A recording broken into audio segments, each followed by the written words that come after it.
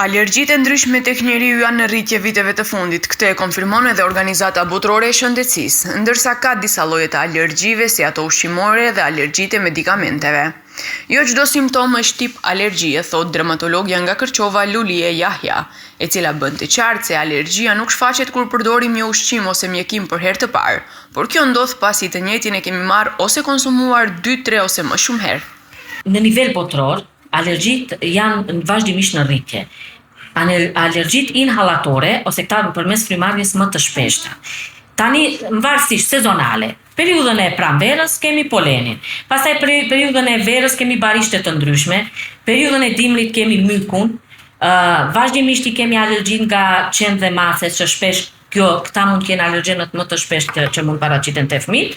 Prandaj ndryshon, domethënë, permanente i kemi alergjitë ushqimore, nga ushqimet më të shpeshta susami, kikiriket, lajthijat, e kështu me radhë, sezonën dredhzat, kur fillon pemët, perimet sezonale, janë për fat të keq janë në rritje. Sipas saj, ndër alergjitë më të rënda janë ato të cilat vijnë nga medikamentet.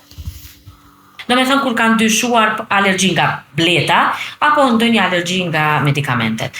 Tash që personat e domethënë sepse simptomat rrjedhje hundesh, lotim të syve, kollitje, fëmijët janë të izoluar, nuk mund të dalin jashtë, edhe kjo i detyron që prindërit të sjellin fëmijë.